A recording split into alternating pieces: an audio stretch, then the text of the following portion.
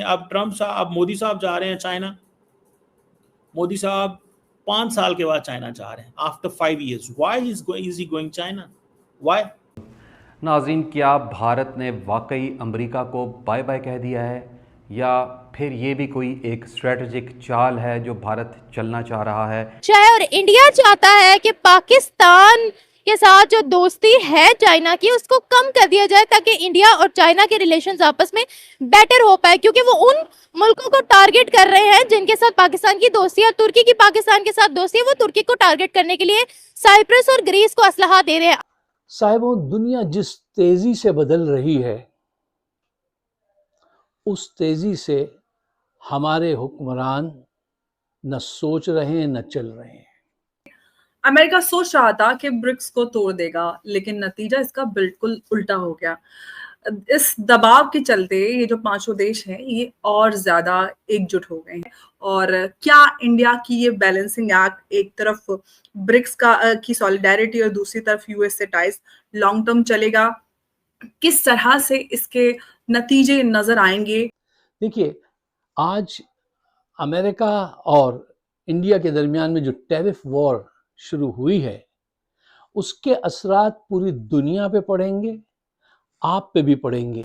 Bharat America का हाथ छोड़कर किस नए बिजनेस कॉरिडोर की तरफ जा रहा है? उस बिजनेस कॉरिडोर में जो ममालिक मौजूद हैं, क्या वो भारत को वेलकम करने के लिए तैयार हैं?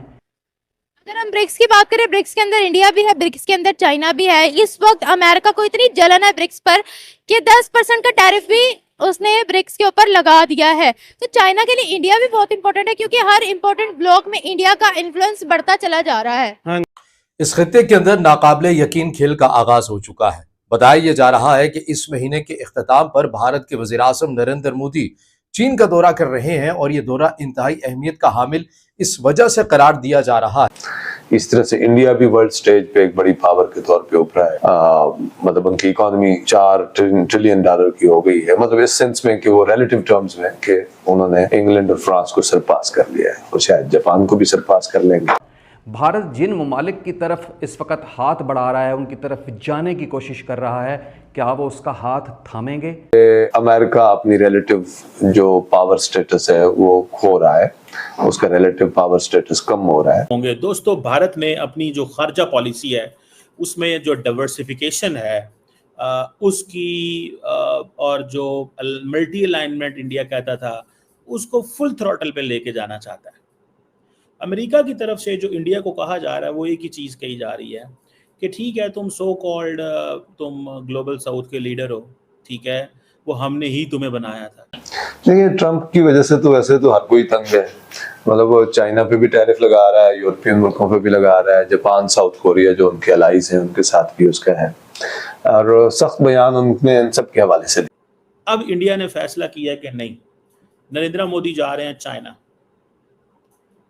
पुतिन आ रहे हैं इंडिया, दोवल बैठे हैं वहां पे। फील्ड मार्शल आसिम मुनीर एक बार फिर अमेरिका में पहुंच चुके हैं। आखिर अमेरिका और पाकिस्तान की कुर्बतें चीन किस नजर से देख रहा है, और पाकिस्तान क्या तवाज़ुन कायम रख सकेगा? नमस्कार दोस्तों, जय हिंद। दोस्तों, पाकिस्तान में खलबली मच गई है क्योंकि मोदी जी चीन जा रहे हैं, और अगर इंडिया, चाइना और रशिया एक हो गए तो पाकिस्तान की हालत सोच से भी ज्यादा बदतर हो जाएगी। सबसे बड़ा झटका, पाकिस्तान का सबसे भरोसेमंद दोस्त चीन उसके हाथ से फिसल सकता है। सीपीईसी पर ताला लग जाएगा और अरबों डॉलर हवा हो जाएंगे। दूसरा झटका, इंटरनेशनल मंचों पर पाकिस्तान की बोलती बंद। यूएनए से लेकर एससीओ तक हर जगह इंडिया, चाइना और रशिया का दबदबा और पाकिस्तान हाशिए पर। तीसरा और सबसे खतरनाक, इकोनॉमी का कबाड़ा, मदद मिलनी बंद, कर्जा चुकाना मुश्किल, और ऊपर से तीनों देशों का मिलकर रक्षा मोर्चा संभालना पाकिस्तान के लिए किसी भी बुरे सपने से कम नहीं होगा। तो दोस्तों, अगर ये तीनों ताकतें आपस में साथ आ गई तो पाकिस्तान का भविष्य तय है, और वो है बर्बादी। तो आपकी इस बारे में क्या राय है, वीडियो के नीचे कमेंट करके जरूर बताएं। तो चलिए बढ़ते हैं वीडियो की ओर। आज जो कुछ हो रहा है पूरी दुनिया में, चीन, रूस, भारत मिलकर एक नई करेंसी सामने लाना चाहते हैं, और वो डॉलर को टफ टाइम देना चाहते हैं। अगर वो नई करेंसी सामने ले आए तो इस पूरी दुनिया में पूरा खेल हर तरफ से बदल जाएगा। मैं उसकी हिमायत में नहीं हूं। क्यों? मैं यहाँ रहता हूँ मेरे बच्चे यहाँ पैदा हुए, फिर उनके बच्चे यहाँ पैदा हुए, ये मेरी जनरेशन जो यहाँ रह रही हैं, और मैं इस मुल्क में खाता पीता हूँ, तो मैं इस मुल्क से गद्दारी नहीं कर सकता, मैं इस मुल्क के बेनिफिट के लिए सोचूंगा। ये मॉरली मेरा मज़हब भी कहता है, जहाँ 6 महीने से ज़्यादा रहो उसके साथ लॉयल रहो। अच्छा, देखना यह है कि आप अपनी आंखें खोलें और देखें, सोचें कि इसका पाकिस्तान पे क्या असर पड़ेगा। हमारा पाकिस्तान का मसला यह है कि कभी भी अपने अतराफ़ का जायज़ा नहीं लेते, दुनिया कहाँ जा रही है उसका जायज़ा नहीं लेते, और सामने गड्ढा नज़र आता है फिर भी गिर जाते हैं, और फिर गिरने के बाद कह देते हैं यार ये किस्मत इच लिखा सी। किस्मत में नहीं लिखा था, तुमने आंखें खोल के देखा नहीं कि वहां पे क्या है। और कुछ अफलातून आते हो, कहते हैं साहब ये तो हुनूद और यहूद की साजिश से हो गया। अच्छा, तुम्हारे खिलाफ हर वक्त यहूदी और हिंदू साजिश करते रहते हैं, तुम कुछ नहीं करते हैं। तुम अपनी हिमाकतों को उनके सर ढो देते हो, ये सही बात नहीं है। ये वक्त है आंखें खोलो। मैंने पाकिस्तान के मीडिया पे किसी बहुत कम लोगों को देखा जो इस मौजू पे बात कर रहे हैं। ये कितना अहम टॉपिक है इस वक्त, लेकिन ये मसला बहुत गंभीर है, बहुत अहम है, इस पे तवज्जो देनी चाहिए। चंद पॉइंट्स आपकी नज़र करना चाहता हूँ, आप सोचिएगा। देखिए, जब से ये टैरिफ वॉर शुरू हुई है, उससे अमेरिका को फ़ायदा ज़्यादा हुआ है या नुकसान ज़्यादा है, इस बुनियाद पे सोचिए। और जिस अंदाज से ये साहब फैसले कर रहे हैं कि इमिग्रेशन में ऐसे ड्रास्टिक फैसले कर रहे हैं कि लोगों की बद्दुआएं हैं, बहुत बहुत भारी बद्दुआएं होती हैं। भाई हर काम ग्रेजुअली किया जाता है। अब ये जिस अंदाज से ज़बरदस्ती भारत का बाजू मोड़ो, उससे कहो नहीं 50% टैरिफ दो और रूस से तेल ना लो, तो उससे क्या होगा? देखिए, रूस भारत को चाहेगा कि वो चाइना से करीब हो जाए, और वो कह रहा है, चाइना उससे कह रहा है कि भारत जो तेल खरीदना चाहता है रूस से, वो उसकी पेमेंट अब डॉलर में ना करे, यौन में करे। जी, अब इससे ये लेन देन एक दफा पहले कर चुके हैं इसमें पेमेंट।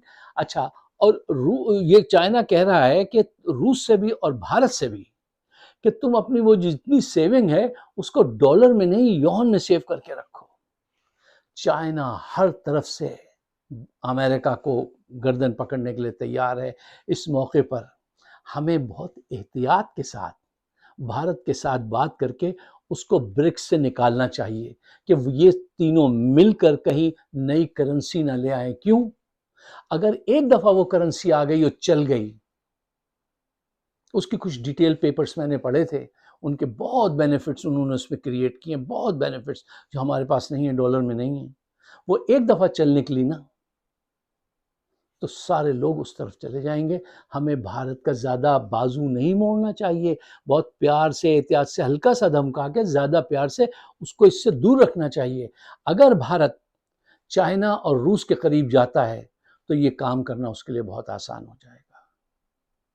ये करेंसी सामने आ जाएगी, और अगर ये करेंसी सामने आई तो डॉलर की खैर नहीं। और बहुत सारे ममालिक पहले ही दिल में तहिया है तूफा किए बैठे हैं, अरब वर्ल्ड भी सब, कि एक दफ़ा चल जाए तो हम इसी ट्रक पे चढ़ जाएंगे।